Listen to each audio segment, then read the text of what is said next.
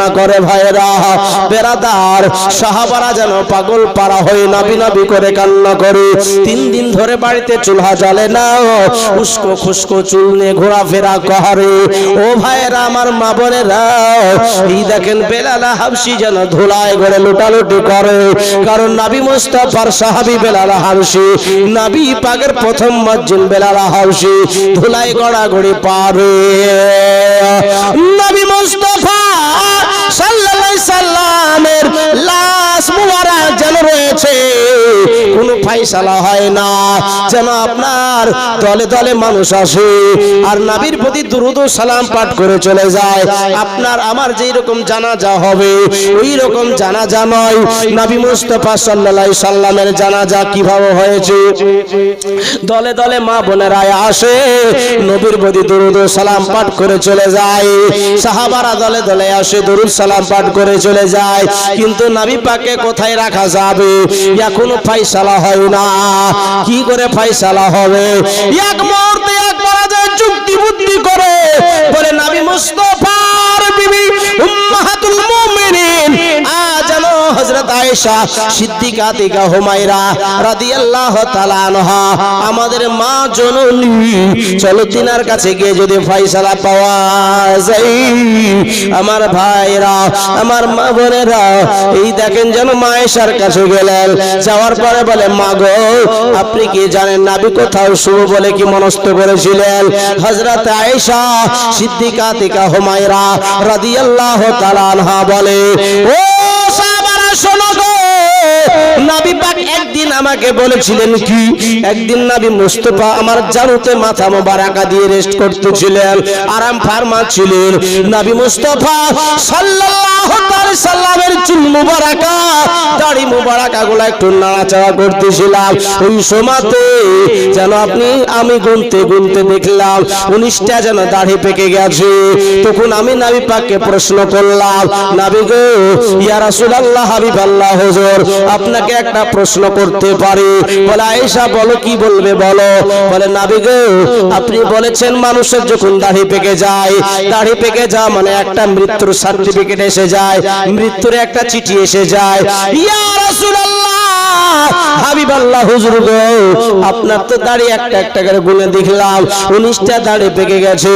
ইয়া রাসূলুল্লাহ আপনি যখন দুনিয়া থেকে বিদায় নেবেন তখন আপনি কোথায় শুভ বলে মনস্থ করেছেন? বলে আয়েশা তুমি বলো কোথায় শুভ, তোমার ধারণা কি বলো। বলে ইয়া রাসূলুল্লাহ আপনার বাচ্চা কালে আপনার মা ইন্তিকাল করেছে 6 মাস বয়সে, বাবা আগে চলে গেছে, বাবা আগে চলে গেছে। ইয়া রাসূলুল্লাহ মনে হয় আপনি আপনার আব্বা আম্মার পার্শ্বে শুবেন সেই মাকামে নামক জায়গাতে, মাকামে আবুয়া নামক জায়গায়। বলে না আয়েশা ওখানে শুব না। তাহলে হুজুর তাহলে জান্নাতুল বাকিয়াতে আপনার 10,000 সাহাবী শুয়ে আছে, ওইখানে শুইবেন? বলেন না ওইখানে আমি শুব বলে মনস্থ করি নাই। তাহলে ইয়া রাসূলুল্লাহ জান্নাতুল মুআল্লা যেখানে মা খাদিজাতুল কুবরা আপনার প্রথম বিবি সাহেবা শুয়ে আছে, আপনি তাহলে ওখানে শুবেন? বলেন না মা আয়েশা আমি ওখানেও শুব বলে মনস্থ করি নাই। তাহলে হুজুর আমি বারবার বলবো আর আপনি বারবার না করবেন, তাহলে বলার চাইতে না বলাই ভালো। নবী মুস্তাফা বলে আয়েশা আমার চোখে চোখে চোখ রাখো, চোখে চোখে চোখ রাখলে আমি তোমাকে বলবো কোথায় শুব, কোথায় শুইতে চাইবো। আহারে নবী মুস্তাফা বিবিদেরকে কত ভালোবাসতেন, আর আমাদের মধ্যে মাঝে মাঝে ঢুসুম ঢাসাম লেগে যায় নাকি? হ্যাঁ হাইব্রিড ঘুষি চলে। হ্যাঁ মুআজ্জাজ মুকাররাম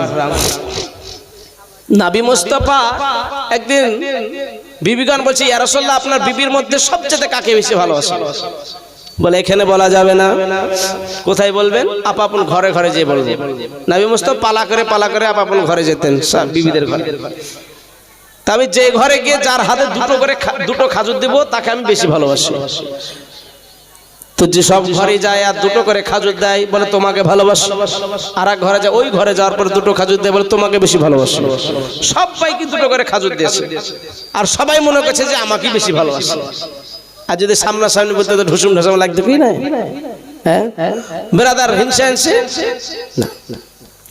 এ নবী মুস্তাফা শিক্ষা উম্মতকে দিয়েছেন, স্বামী স্ত্রীর মধ্যে ঝামেলা যদি লেগে যায় তোমাদের মধ্যে, দুজন তর্ক বিতর্ক চলছে, তো দুজনের মধ্যে একজন থেমে যাও।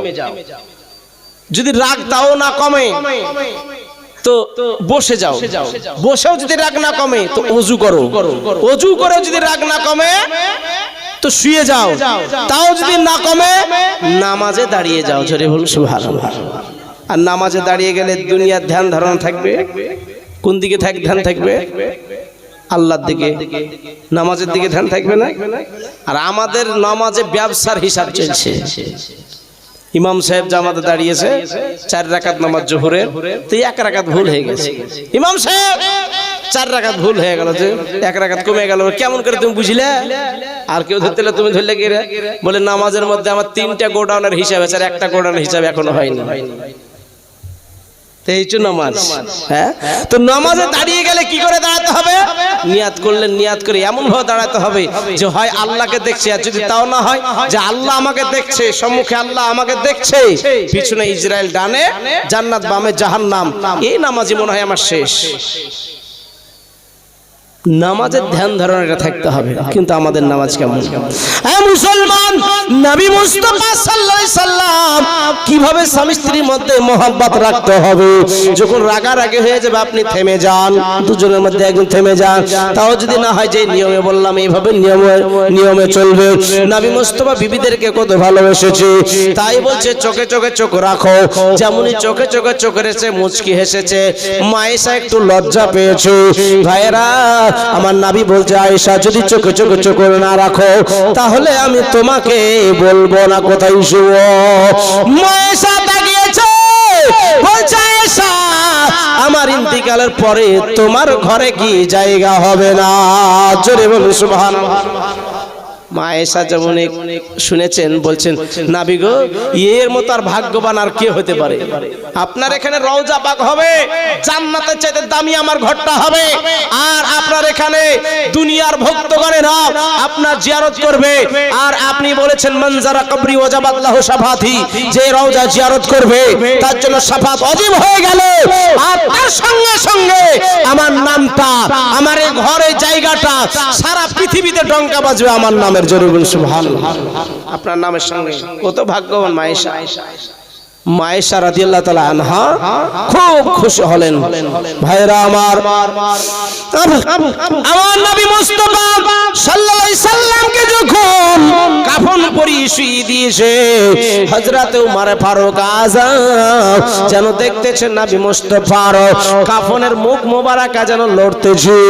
মুখ মোবারকার দিক যখন লড়তেছে, উমর ফারুক আস্তে আস্তে এগিয়ে গেলেন।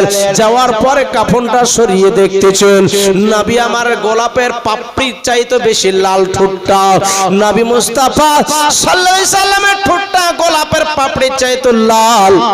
আর আমাদের ঠোঁটটা কি 3 বান্ডিল 4 বান্ডিল বিড়ি খায়, তো ঠোঁট কিরকম থাকবে? হ্যাঁ হ্যাঁ বেরাদার ইসলাম। আর যারা বলে যে নবী আমার মতো, তো ঠোঁটটাই দেখা না। হ্যাঁ, নবী মুস্তাফা সাল্লাল্লাহু আলাইহি সাল্লামের ঠোঁট গোলাপের পাপড়ির চাইতে লাল ছিল। নবী মুস্তাফার ঠোঁটটা যেন নড়তেছে। আর উমর ফারুক আযম কর্ণপাঠ করলেন, কান লাগালেন। তো উমর ফারুক আযম কি শুনলেন? নবী পাক পড়ছে রব্বি হাবলি উম্মতি। জোরে বলুন, আর একটু জোরে।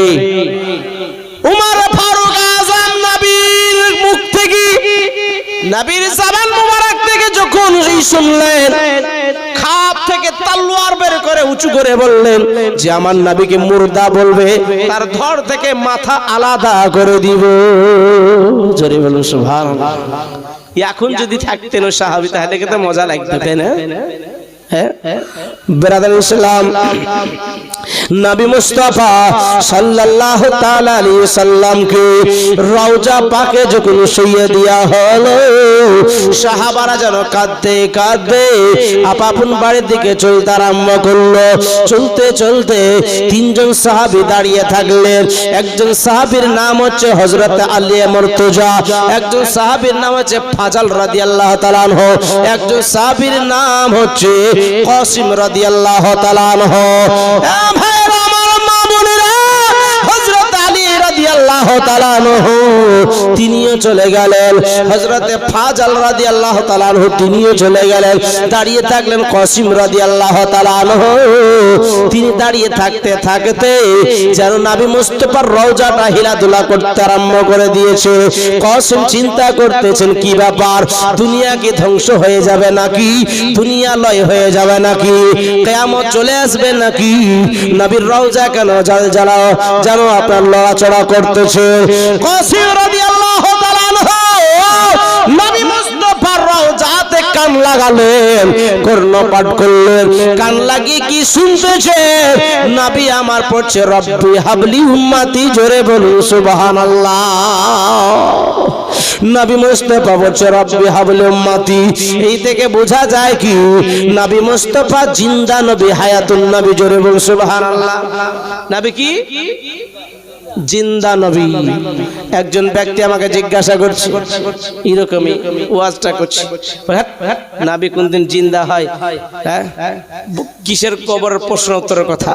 তো নবী মুস্তাফা প্রত্যেকের কবরে সশরীরে যাবেন, জোরে বলুন সুবহানাল্লাহ। আচ্ছা, তিনটা প্রশ্ন করা হয় কি হয় না? মান রব্বুকা মা দিনুকা মা তাকুলু ফিশান হাক্কি হাজার রাজুল, তিনটা প্রশ্ন করা হয় কি হয় না? তো মান রব্বুকা মা দিনুকা, দুইটা প্রশ্নের উত্তর দিয়ে দিলেন। আর নবী সম্পর্কে যে উত্তর না দিতে পারেন পাস করতে পারবেন? পাস করতে পারবেন না। তো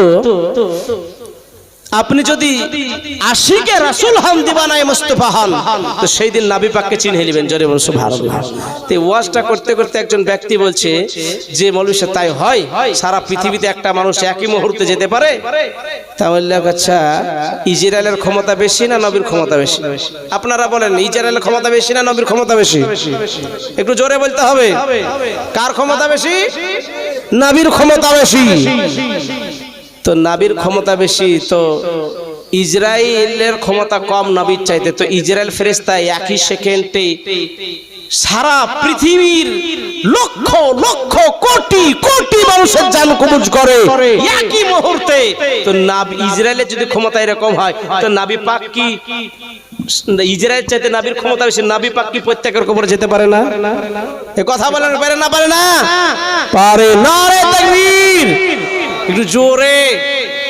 মুফতি সাহেব, নারে তাকবীর, নারে তাকবীর, নারে